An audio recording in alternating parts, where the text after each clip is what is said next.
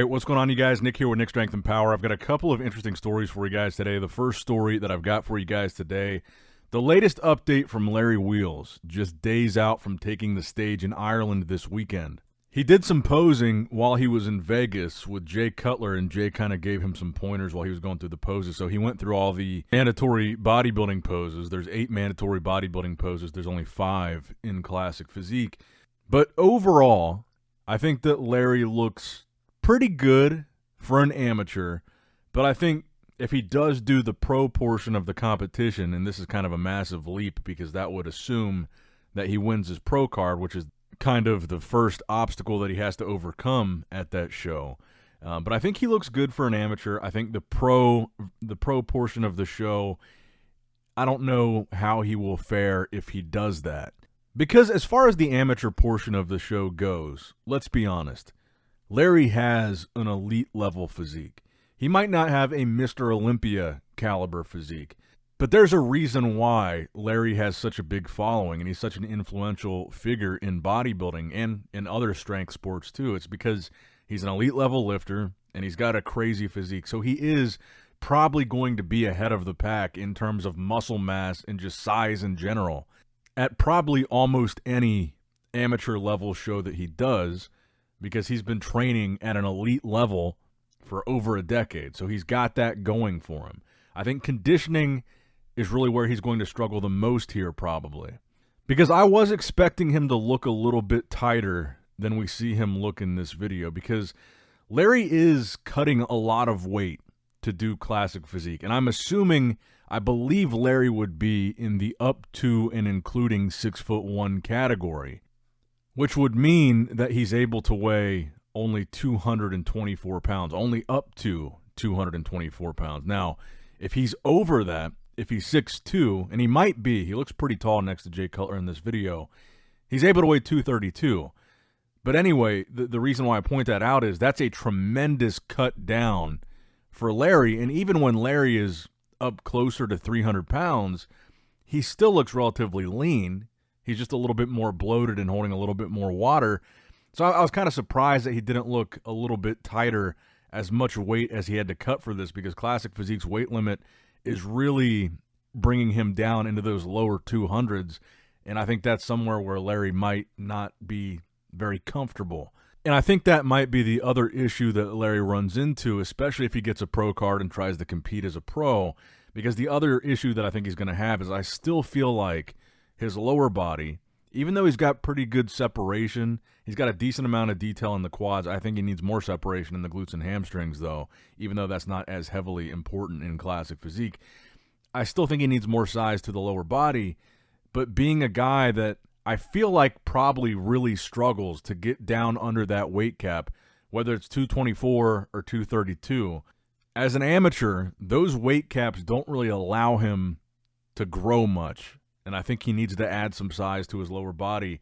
And I think that fullness might be something that is sacrificed, the fullness in his legs, in his attempt to get under that weight cap for the amateur portion. Now, to be fair, if he does turn pro, that'll be interesting because the weight cap will increase, obviously, if he earns a pro card, and he can be heavier. So he would have room to add more size and fullness to the lower body and come in a little bit heavier. But I think those are really just the two main things to me. Is Larry still looks to be a little bit top heavy. His upper body is so crazy, and I just don't think the lower body is quite on par with it. And I hope that he significantly tightens up for this show, conditioning-wise as well. And the other thing, too, is if he does turn pro, so 6'1", he'd be able to weigh up to 234, and 6'2", he'd be able to weigh all the way up to 242 pounds.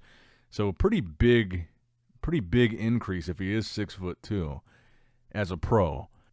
So I think that I think he's got a good shot at earning his pro card. I mean, we saw what happened with Sam Sulek. In a lineup like this, let's be honest, it's an Ireland show.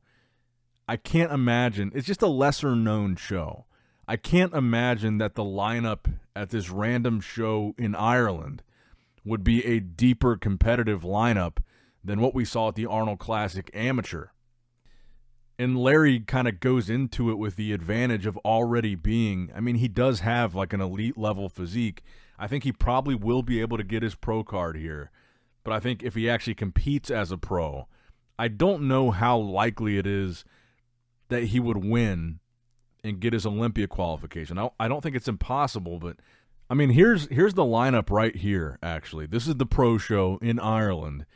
And I mean, you don't see like any names that really jump out to you right away as being, top Olympians or just like big name, high level guys that really stick out. They're just kind of lesser known guys, but they are pros. And I think that's going to be an interesting challenge for Larry if he does earn his pro card. But something tells me I have a feeling he will earn his pro card here. I just don't know how he'll do once he does dip his feet into the pro waters. But we'll find out. Let me know what you guys think in the comments below. Larry Wheels this weekend, do you think he's going to get his pro card? And if he does compete as a pro, do you think he'll be able to win and get an Olympia qualification based on what you're seeing in this lineup here? Are there any names that you recognize that really jump out as a really, elite level classic guy? So next up in the news, let's talk about Tyler Manion here for a minute. So Tyler did a recap of the Pittsburgh Pro, the breakdown that he always does where he kind of goes through why the judging was the way it was. And he kind of opened up with, I thought, a really good point about saying how it's okay to disagree with a judging decision. And he kind of opened up with his own story of the New York Pro last year, how he actually had Martin winning that show. And obviously Nick ended up winning last year's New York Pro. And that was just kind of a personal anecdote of why it's okay to disagree with the judging decision. You can have a different favorite, and that's okay, because bodybuilding is subjective. That's the whole core of the sport. So it's okay to disagree. And I thought that was a good message coming from the vice president of the whole organization and head judge. And even at the end of that message, he said he wanted to thank the fans for being so invested in their opinion on this show, because that means they care. And I thought that was a really good way to set the tone for the rest of the video. Now, this was only part one of what I'm assuming is going to be a multiple-part episode just explaining the Derek and Nick thing, because he ended the video not finishing all the poses. So he did like a pose-by-pose breakdown, and he did front double bicep, he gave to Derek. Front lat spread, he gave to Derek. Side chest, he gave to Nick. He actually gave the back double to Nick, and then he ended it on the back lat to Derek. So the poses that he gave, he had 3 poses to Derek, 2 poses to Nick, didn't finish the other 3 poses yet. So I'm assuming that's coming in tomorrow's video. So I don't think he really fully explained how the tiebreaker actually worked in this video yet, and I'm assuming he will in part 2. And I'm assuming this pose-by-pose breakdown is applicable to that tiebreaker round, and I think this is how he's having it scored, because it looks like they have Derek winning so far based on these 5 poses. And the only one I kind of disagree with is the front double. I actually liked Nick better in the front double at this show, even though you could argue, the overall flow of Derek's physique in that pose with his V-taper, his small waist. I thought Nick looked pretty dominant in the front double, but again, subjective sport. But I'll definitely save some comments for tomorrow's video whenever they release the part 2 of this video. I just wanted to say mainly that I thought that Tyler did this in a really professional way. I really liked the approach. It was a refreshing approach to, you guys have seen. You guys saw the fan reaction to this on social media over the weekend. It was very overwhelmingly, every comment section on every post about the show, anything that had a picture of Derek or Nick, or Derek and Nick, or anything to do with the show after finals, it didn't matter which page you went to. Every single comment was, Nick was robbed, Nick should have won. It was very overwhelming. It was impossible for Tyler not to notice. And I liked the way that he addressed it by thanking the fans for being so invested in the result of a bodybuilding show and being so supportive of their favorite bodybuilder, if it's Nick, and that's why so many people are, commenting that. I liked his approach to that criticism, because a lot of people were criticizing the judging. A lot of people were talking about, Nick was robbed. This was a political decision. The judges don't know what they're doing. That was a lot of the comments, and a lot of it was very negatively directed at Tyler. So I like the way that Tyler approached this video. I really do. And I think that this was a refreshing take on this type of situation, And I like the fact that he shared his own personal story where he disagreed with the outcome of a show. And it was a show he was judging at. And I thought that was a really nice touch. So kind of a chef's kiss, cherry on top. I thought that was really good. Okay, actually, as I was recording this video, they posted the part 2 video as well. So they went through the rest of the poses. They gave the side tricep. Tyler gave the side tricep to Derek, the ab and thigh to Nick, and the most muscular to Nick, which had it 4 poses to 4. That was a tie. Now, he still didn't give like one specific thing that broke the tie. He did spend a pretty decent little amount of time there talking about Nick's midsection. He did say he felt like Nick was letting his midsection go too much, especially at finals, especially in the transitions. And he did make a point to say that when a competition is this close, they are absolutely judging every minute these guys are on stage, including those transitions, and they're taking all that into consideration when a show is this close. And Tyler did say that the tiebreaker was broken by 1 point, one judge. And even after watching this video a couple times, I'm still not entirely sure what it means. I mean, it sounds to me like they just did a general, like with that sudden death call out, all the judges picked their winner, and it sounds like one judge was the deciding factor. So it sounds like half the judges had one guy, half the judges had the other, and one guy was the deciding vote. So it sounds like that's how they did it. It just wasn't reflected in the scorecards. I don't know. I think in the future there should be, this is I'm just a dumb fan suggesting this, but I think when there is a tiebreaker, it would be cool if they added an extra column or something on the scorecard to show how that tie was broken and how it played out beyond just having the 15-15, just the tie numbers on there. I think it would be helpful to have an extra column saying, well, this is the tiebreaker, this is how we had it, instead of just having the tie score. But overall, I do think this was a pretty good breakdown. I think it added some clarity to the situation, and I think it did. The midsection thing was probably a big part of it at finals for why Nick lost. And there's another thing that he said in this that I also agreed with, is he said he feels like the use of the word robbery in bodybuilding is used a little bit too fast and loose. And I actually agree with that. I do think it's an overused word. I think disagreeing with a decision is one thing, but I do agree that robbery is overused in the sense that calling it a robbery implies that it was rigged for one person. Like it was the planned, intended outcome for the guy that you like to lose, especially when people add that word politics into it. And that's not to say that I don't believe there are robberies and have been robberies, because there certainly have. We've certainly seen it happen. And that's also not to say that I don't believe politics come into play and that bias comes into play in these decisions. But did I think Nick should have won? Yes, but that's different from me saying I think this was deliberate that Nick did not win. This was a plan. This was intentional that they made Nick lose.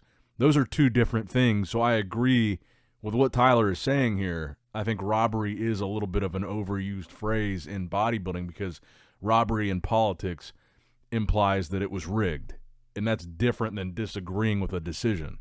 But I think at the end of the day, this type of conversation is great for the sport of bodybuilding, and I think the fact that we have this opportunity now to get these direct explanations from the vice president, the head judge of the organization himself, in a way that's not like condescending, it's not like clapping back at the fans, in a way that's like actually intended to educate the fans as to why the decision was made.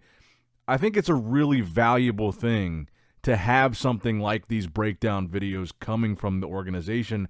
And I also think it's very valuable to have these conversations, when a lot of fans disagree with an outcome, instead of Tyler coming on, they're mad and saying, you guys are wrong, you guys are just dumb, you don't know what you're talking about, we're right, we're the judges. I like that he acknowledged that it's okay to disagree with the outcome of a show, and that he has disagreed with the outcome of a show himself. And I think that's a very valuable characteristic to have in leadership at the IFBB NPC, and I think that's something that it's just refreshing to see. Because the other route they could have gone with this explanation was to have completely ignored the fact that there was a lot of fan backlash with this decision. They could have not addressed the fans at all, because I know they saw the comments, but they could have done this video and not even acknowledged it, that the fans were upset. So I liked that they did acknowledge it, and I liked the way they went about acknowledging it in this video. And I don't know why I keep saying they, because it's just Tyler speaking in the video, but when I say they, I'm referring to the organization. Tyler's kind of the face of the IFBB. He's kind of the face of all the judges at this show because he's the head judge, and that's kind of why I keep saying they by default, because he's kind of the voice of all these guys. And also let me know if you think I'm interpreting all that correctly. It sounds like it came down to Derek may have gotten better towards the end of the finals. It looked like he tightened up a little bit, maybe came in a little bit fuller, whereas Nick maybe started to flatten out, fade, let his midsection go. And it sounds like that is kind of the core element of what flipped this show in favor to Derek, at least for the judges. And then the fact that the tie was decided only by one judge, so it was still very close.